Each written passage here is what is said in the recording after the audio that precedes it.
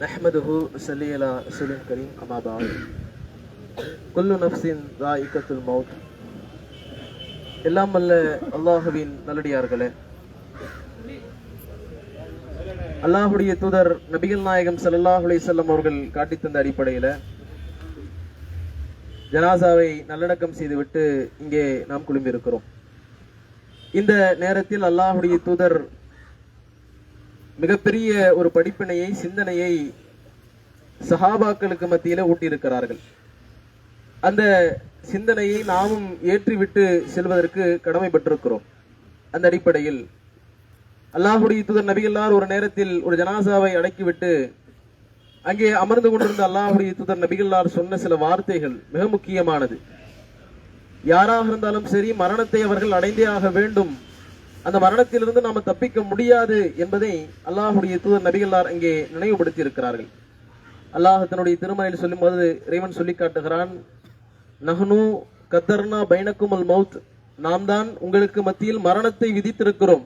வமா நஹ்னு பி மஸ்புகீன், அந்த மரணத்திலிருந்து நாம் உங்களை என்னை நீங்கள் மிஞ்சக்கூடியவளாக இல்லை என்று அல்லாஹ் ரப்பல் ஆலமீன் சொல்லி காட்டுகிறான். யாராக இருந்தாலும் சரிதான், மரணத்திலிருந்து தப்பிக்கவே முடியாது. எவ்வளவு பெரிய பொருளாதார வசதியை படைத்திருந்தாலும், எவ்வளவு பெரிய பணபலத்தை படைத்திருந்தாலும் சரி, அந்த மரணத்தை கண்டிப்பாக அடைந்தாக வேண்டும். அதிலும் சில மரணங்கள் நாம நினைத்து பார்க்க முடியாத வகையில நடக்கக்கூடியதாக நம்ம பார்க்கிறோம். நேற்று வரை நன்றாக இருந்தார், ஃபஜ்ர் தொழுகைக்கு வந்தாரு, எல்லா விதமான தொழுகைக்கும் வந்தாரு, நல்ல முறையில அந்த தொழுகையை நிலைநாட்டினார். அவர் நம்மோடு பேசுகிற போது எந்த விதமான ஒரு மரணத்திற்குரிய அறிகுறிகள் நம்ம பார்க்கவே முடியாது, அவ்வளவு நல்லா பேசினார். அப்படிப்பட்ட ஒரு மனிதர் ஒரு சிறிய நேரத்தில் திடீரென்று மரணத்தை தழுவுகிறார் என்றால், நாம் எல்லாம் புரிந்து கொள்ள வேண்டிய மிக முக்கியமான விஷயம், இன்றைக்கு நாம் இருக்கிறோம், நாளைக்கு இருப்போமா, அடுத்த நொடி நாம் இருப்போமா என்று நிதர்சனமே கிடையாது. அப்படிப்பட்ட ஒரு வாழ்க்கையை தான் வாழ்ந்து கொண்டிருக்கிறோம். இந்த உலகம் நிரந்தரமானது கிடையாது என்பதை பறைசாற்றக்கூடிய மரணங்கள் தான் இது போன்ற மரணங்கள். அந்த மரணத்தின் மூலமாக நாம் படிப்பினை பெறணும். ஆக நாமளும் இந்த மண்ணுக்கு வந்தாக வேண்டும். ஒரு நாள் நம்மையும் இது போன்று கொண்டு வந்து அடக்கிவிட்டு செல்லக்கூடிய ஒரு நாள் வரத்தான் போகிறது. நம்மை சுற்றி நிற்கக்கூடிய நாள் வரத்தான் போகிறது. அங்கே வந்து சுற்றி நிற்கக்கூடியவர்கள் வந்து துவா செஞ்சுட்டு போவோம், அவ்வளவுதான். வேற ஒண்ணும் நடக்க போறது கிடையாது. விட்டுட்டு போயிடுவாங்க தன்னந்தனியாக. அதுதான் நடக்கும் என்பதை நாம் ஒவ்வொருவரும் புரிந்து கொள்ள வேண்டும். விட்டு விட்டு சென்றதற்கு பிறகு நடக்கக்கூடிய சம்பவங்கள் மிக முக்கியமான சம்பவங்களாக இருக்கிறது. அல்லாஹ்வுடைய தூதர் நபிகளார் சொன்னார்கள், நாம் எல்லாம் அடக்கிவிட்டு செல்வோம். சில காலடி சுவடுகளை நாம் எடுத்துவிட்டு செல்லக்கூடிய நேரத்தில் அங்கே 2 வானவர்கள் வருவார்கள். அந்த வானவர்கள் வந்து நாம் அடக்கம் செய்துவிட்டு சென்ற அந்த ஜனாசாவை எழுப்பி அமர வைப்பாங்க. நாம படுக்க வாட்டில் தான் அந்த ஜனாசாவை அடக்கிவிட்டு போனோம். ஆனால் அங்கே வரக்கூடிய வானவர்கள் அமர நிமிர்ந்து உட்கார வைப்பாங்க. அப்படி உட்கார வைக்கக்கூடிய நேரத்தில் அந்த ஜனாசாவிடத்தில் சில கேள்விகள் கேட்கப்படும். இந்த கேள்வியை தெரியாத மக்கள் யாருமே இருக்க முடியாது, எல்லாருக்கும் தெரியும். இலகுவான கேள்விகள், ரொம்ப கடுமையான கேள்வி கிடையாது, ரொம்ப இலகுவான 3 கேள்விகள். ஆனால் அந்த இடத்தில் எல்லோராலும் பதில் சொல்ல முடியுமா என்று கேட்டால் அதுதான் மிகப்பெரிய சந்தேகத்திற்குரிய விஷயம். எல்லாரும் பதில் சொல்ல முடியாது. அதற்கென்று அல்லாஹ்வுடைய தூதர் நபிகளார் ஒரு கேட்டகரியை சொல்றாங்க, அவங்க மட்டும்தான் பதில் சொல்லுவாங்க. அப்ப அப்படிப்பட்ட அந்த பதிலை சொல்லக்கூடிய விதத்தில் அல்லாஹ்வுடைய தூதர் நபிகளார் அந்த ஜனாசாவுக்கு அருகாமையில் நின்று கொண்டு சொன்னார்கள். ஒரு ஜனாசாவுக்கு அருகாமையில் நின்று கொண்டு, இஸ்தக்ஃபிரு லி அஹீக்கும், உங்களுடைய சகோதரருக்காக வேண்டி நீங்கள் அதிகமாக பாவ மன்னிப்பு தேடுங்கள். ஏனென்றால் அவர் இந்த நேரத்தில் விசாரிக்கப்பட உள்ளார். இந்த நேரத்தில் வானவர்கள் மூலமாக விசாரிக்கப்படக்கூடிய இந்த நேரம் வரும். அந்த நேரத்தில் உறுதிப்பாட்டை கேளுங்கள். அவர் பதில் சொல்லணும். அந்த 3 கேள்விகளுக்கும் இலகுவான முறையில் பதில் சொல்லக்கூடிய விதத்தில் அவரை நீங்கள் ஏற்படுத்த வேண்டும் என்றால் துவா செய்யுங்க, அதிகமாக அவருக்காக பிரார்த்தனை செய்யுங்க என்று அல்லாஹ்வுடைய தூதர் நபிகளார் கற்றுத் தந்தார்கள். என்ன கேள்விகள்? தெரியாதால் கிடையாது. முதல் கேள்வி, மர் ரப்புக்க, உன்னுடைய இறைவன் யார் என்று கேட்கப்படும். அந்த நேரத்தில் எல்லாரும் பதில் சொல்லுவாங்களா? 2 விதம். ஒன்று நல்லவர்கள், ஒன்று தீயவர்கள். நல்லவர்களாக இருப்பார்கள் என்றால் அவர்கள் சொல்வார்கள், ரப்பி அல்லாஹ், என்னுடைய ரப்பு, என்னுடைய அந்த எஜமான் அல்லாஹ் என்று சொல்வார்கள். அந்த நேரத்தில் அல்லாஹ்வை பற்றியான சிந்தனையை சரியானமல் ஏற்றாமல், இறைவன் என்றால் யார் என்று அறியாமல், அதை புரிந்து கொள்ளாமல், அதற்குண்டான அல்லாஹ்வுடைய தன்மைகளை தெளிவானவர்கள் உணராமல் பேரளவில் வாழ்ந்திருப்பார்கள் என்றால் அந்த நேரத்தில் அந்த நேரத்தில் வரலையே எனக்கு நல்லா தெரியுமே, அல்லாஹ்வுக்கு தெரியுமே, ஆனால் அல்லாஹ் வரவிட மாட்டான். அந்த நேரத்தில் நாவுகளில் முடிச்சு போடப்படும், சொல்ல முடியாது. அப்படிப்பட்ட சூழ்நிலை ஏற்படுத்தப்படும். 2வது கேள்வி, மன் ஹாதர் ரஜுலுல்லதி புய்ஸ ஃபீக்கும், உங்களிடத்தில் அனுப்பப்பட்ட அந்த மனிதர் யார், அவரை பற்றி என்ன கருதுகிறீர்கள் என்று கேட்கப்படும். அந்த நேரத்தில் எல்லாராலும் பதில் சொல்ல முடியுமான்னு கேட்ட முடியாது. யார் அல்லாஹ்வுடைய தூதர் நபிகளார் அவர்களை நல்ல முறையில் நேசித்து அவர்கள் சொன்ன அடிப்படையில் வாழ்ந்தார்களோ, ரசூலுல்லாஹ் சொன்ன எனக்கு வேற வார்த்தை கிடையாது, யாராக இருந்தாலும் சரி, எப்படிப்பட்ட நிலையாக இருந்தாலும் சரி, அல்லாஹ்வுடைய தூதர் காட்டி தந்தார்களா அதுதான் என்னுடைய வழி என்பதில் உறுதியாக இருந்தார்களோ, பெரியவர்கள் முந்தியவர்கள் பெரியார்கள் என்று சொல்லாமல் அல்லாஹ்வுடைய தூதர் என்னுடைய தூதர் உயிருக்கும் மேலானவர் காட்டி தந்த அடிப்படையில் தான் நான் வாழ்வேன் என்பதில் உறுதியாக இருப்பார் என்றால் அந்த நேரத்தில் பதில் சொல்லுவார் முஹம்மது ரசூலுல்லாஹ், முஹம்மது என்னுடைய தூதர் என்று. இல்லை என்றால் அந்த நேரத்தில் வராது. ரசூலுல்லாஹ் எனக்கு நல்லா தெரியுமே, இந்த உலகத்தில் அதிகமான மக்களால் பெயர் வைக்கப்பட்ட மனிதர் அல்லாஹ்வுடைய தூதர். அப்படிப்பட்ட அல்லாஹ்வுடைய தூதர் நபியுல்லாஹ்வுடைய பெயர் நமக்கும் தெரியும், சிராத்தில் இல்லாதவர்களுக்கும் தெரியும். ஆனால் வருமா? வராது. அடுத்த கேள்வி, தீனுக்குடைய மார்க்கம் என்ன, உடைய அந்த வழி என்ன என்று கேட்கப்படும். அந்த நேரத்தில் இந்த இஸ்லாத்தை, அல்லாஹ்வுடைய மார்க்கத்தை, குர்ஆன் ஹதீஸ் மட்டும்தான் என்னுடைய வாழ்க்கை என்பதில் தெளிவாக இருப்பார் என்றால் அதுதான் இஸ்லாம், அல்லாஹ்வால் ஏற்றுக்கொள்ளப்பட்ட மார்க்கம் என்பது இஸ்லாம், அதை நான் தெளிவாக கடைபிடிப்பேன். மற்றவர்கள் சொல்லக்கூடிய விஷயம் எல்லாம் மார்க்கம் கிடையாது, யார் சொல்வது மார்க்கம் கிடையாது, அல்லாஹ் எனக்கு எதை சொன்னாலோ அது மட்டும்தான் மார்க்கம் என்பதில் தெளிவாக இருப்பார்கள் என்றால் அவர்கள் அந்த நேரத்தில் அத்தீனி இஸ்லாம், என்னுடைய மார்க்கம், என்னுடைய வழி இஸ்லாம் என்று சொல்வார்கள். இல்லை என்றால் அந்த நேரத்தில் ஆஹா வரமாட்டேங்குதே, இஸ்லாம் எனக்கு நல்லா தெரியுமே, இஸ்லாத்தை அறியாமல் இல்லையே வரமாட்டேங்குது என்று புலம்புவார்கள். அந்த நேரத்தில் மாணவர்கள் சொல்லக்கூடிய பதில் மிக முக்கியமானது. அடுத்த ஒரு கேள்வி கேட்பார்கள், அதுதான் மிக முக்கியமாக நாம் பெற வேண்டிய படிப்பினைகள். இந்த 3 கேள்விக்கு எப்படிப்பா பதில் சொன்னன்றது கேள்வி. அடுத்த கேள்வி, மா இல்முக, உன்னுடைய அறிவு என்ன, உன்னுடைய ஞானம் என்ன, எப்படி உன்னால பதில் சொல்ல முடிஞ்சது?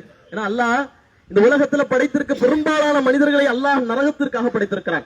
வலக்கது தரானாலி ஜஹன்னம கஸீரம் மினல் ஜின்னி வல் இன்ஸ், அதிகமான மக்களை நாம் நரகத்திற்காக, ஜின்களையும் மனிதர்களையும் நாம் படைத்திருக்கிறோம் என்று அல்லாஹ் சொல்கிறான். நிறைய பேர் சொர்க்கம் போக முடியாதுங்க, குறைவான மக்கள் தான் சொர்க்கத்திற்கு போவார்கள். சொர்க்கம் பிரம்மாண்டமானது, மிகப்பெரியது.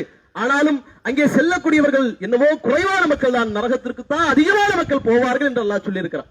அந்த அடிப்படையில நிறைய அந்த பதில சொல்ல முடியாது இருக்கிறனால அந்த மாணவர்கள் கேட்பார்கள், மா இல்முக்கு, எப்படிப்பா என்னால பதில் சொல்ல முடிஞ்சது? இந்த கேள்விகளுக்கு பதில் சொன்னால் அடுத்தடுத்த கட்டங்கள் இலகுது, அவர் சொர்க்கத்திற்குரியவர் ஆக்கப்படுவார். எப்படி உன்னால் பதில் சொல்ல முடிஞ்சது? எப்படி இந்த பரீட்சையில பாஸ் ஆன? பெரிய நீட்டு பரீட்சை கிடையாது, பெரிய நெட் எக்ஸாம் கிடையாது, பெரிய பெரிய படிப்புகள், பெரிய பெரிய புத்தகம் படிச்சலாம், பெரிய அளவுக்கு சிலபஸ் எல்லாம் கிடையாது. 3 கேள்விதான், 100 மார்க் அவ்வளவுக்கு எல்லாம் கிடையாது, 3 கேள்விதான்.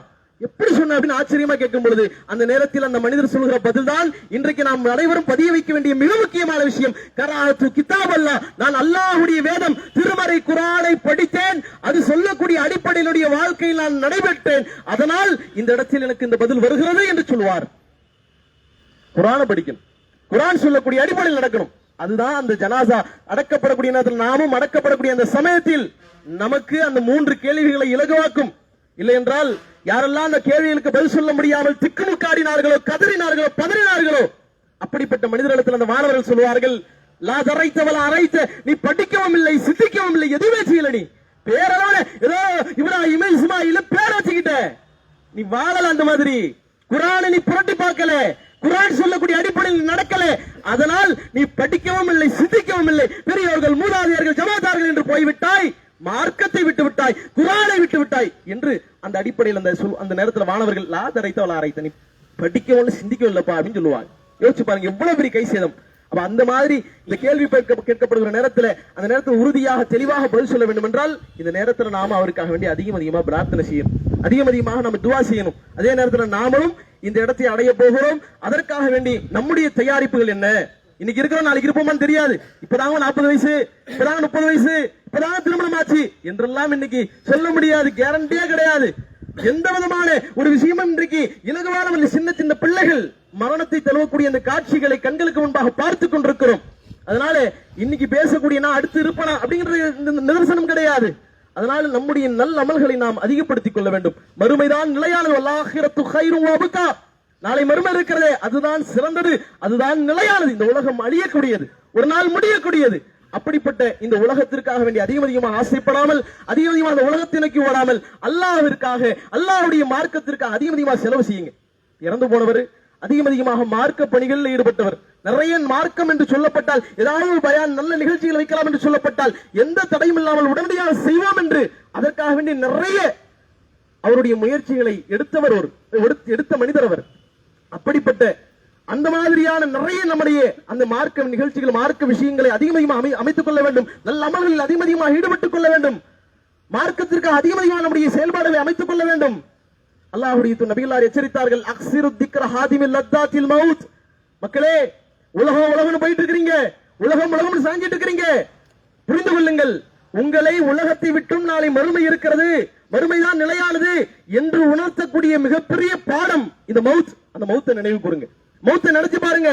நேற்று வரைக்கும் இரவு 9:30 மணி வரைக்கும் நல்லா இருந்தவர், ஒரு 10 நிமிடம் 20 நிமிடத்துல அவருடைய அந்த மரணத்தை அவர் தழுவுகிறார் என்றால் அடுத்த நொடி நமக்கு இல்ல, அதுக்கு நமக்குரியது என்று சொல்வதற்கு வாய்ப்பு இல்ல. அல்லாஹ் நிர்ணயித்து விட்டால் அதிலிருந்து நாம தப்பிக்க முடியாது.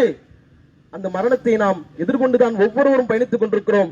நாம் எதை நினைச்சிட்டு இருக்கிறோம், மரணம் அது இன்னும் இருக்குதுன்னு அல்லாஹ் சொல்றான். குல் இன்னல் மௌத்தல்லதீன தஃபிர்ரூன மின்ஹு. ஏதோ மரணம் அது வருது நீங்க போயிட்டு இருக்கீங்க. அந்த மரணம் உங்க பின்னாடி எல்லாம் வரலப்பா, 40 வயசு தான் 60 வயசு தான் வரும் நீங்க நினைச்சிட்டு இருக்கீங்க. அப்படிலாம் கிடையாது, முன்னாடி வந்துட்டு இருக்குது. அது எந்த நேரத்தில் வேண்டுமானாலும் வரலாம் என்று அல்லாஹ் ரப்பல் ஆலமீன் சொல்லி காட்டுகிறான். எனவே மரணம் எப்ப வேணா வரலாம். மரணத்திற்கு தயாராக இருங்கள். மரணத்திற்கு முன்பாக நல்ல மகளை செய்யுங்கள். மரணத்திற்கு முன்பாக நற்காரியங்களில் ஈடுபடுங்கள். சுவனத்திற்குரியவர்களாக ஆக வேண்டும் என்றால் அந்த இடத்தில் நாம் இந்த உலகத்தில் அதிகமாக நம்முடைய செயல்பாடுகளை நன்மையை நோக்கி அமைத்துக் கொள்ள வேண்டும். அல்லாஹ் சொல்கிற அடிப்படையில், குர்ஆன் சொல்கிற அடிப்படையில் நம்முடைய செயல்பாடுகளை அமைத்துக் கொள்ள வேண்டும். அதுதான் நாம் நாளை மறுமையில் சுவனத்திற்குரியவர்களாக, மரணித்ததற்கு பிறகு நிலையான நித்தியமான அந்த வாழ்க்கையில் நல்ல வாழ்க்கையை அடையக்கூடியவர்களாக இருக்க முடியும். இல்லை என்றால் அதிகமான மக்கள் போகக்கூடிய அந்த நரகத்திற்குரிய வாழ்க்கையாக மாறிவிடும் என்பதை உணர்ந்து நம்முடைய செயல்பாடுகளை சீர்திருத்துவோம். அடுத்த நாள் நமக்கு நிதர்சனமானது கிடையாது, நமக்குரியது கிடையாது என்பதை உணர்ந்து நம்முடைய செயல்பாடு ஒவ்வொரு நாளும் நற்காரியங்களை அதிகமாக முற்படுத்துவோம் என்று சொல்லி அந்த அதிகமான நன்மைகளையும் செய்யக்கூடியவர்களாகவும், அதே போன்று வந்திருக்கக்கூடிய நாம இன்னொரு விஷயம் மிக முக்கியமாக ரசூலுல்லாஹ் செய்ய சொன்ன துவா. அந்த துவாவை ஒவ்வொருவரும் தனியாக கேளுங்க. ரசூலுல்லாஹ் கூட்டாலாம் கேட்க சொல்லல. அந்த நேரத்துல பாவ மன்னிப்பு தேடுங்க தான் சொன்னாங்க. கை தூக்குங்கப்பா, நான் துவா சொல்ல ஆமீன் சொல்லுவான்னு சொல்லி தரல ரசூலுல்லாஹ். அல்லாஹ்வுடைய இது காட்டி தந்தது இஸ்தக்ஃபிரு லி அஹீக்கும், உங்களுடைய சகோதரருக்காக நீங்க பாவ மன்னிப்பு தேடுங்கன்னு தான் சொன்னாங்க. வாங்க கை தூக்குங்க அப்படின்னு சொல்லி தரல. அப்படி சொன்னதாக எந்த விதமான ஹதீஸ்களையும் பார்க்க முடியல. இருந்தாலும் நம்ம செய்யத்தான் போறோம். இல்ல இல்லாதனால நபியல்லாரை கடைபிடிக்கக்கூடிய வகையில இந்த நேரத்தில் நம்முடைய சகோதரருக்காக அதிகமாக பாவ மன்னிப்புக்காக, மறுமை வாழ்க்கைக்காக துவா செய்தவர்களாக, அந்த கேள்விகளை அவர் இலகுவான முறையில் அந்த மாணவரத்தில் பதில் சொல்லக்கூடிய விதத்தில் அதிகமாக துவா செய்தவர்களாக இங்கிருந்து கலைந்து செல்லுமாறு அன்போடு கேட்டுக்கொள்கிறோம். அஸ்ஸலாமு அலைக்கும் வரஹ்மத்துல்லாஹி வபரகாத்துஹு.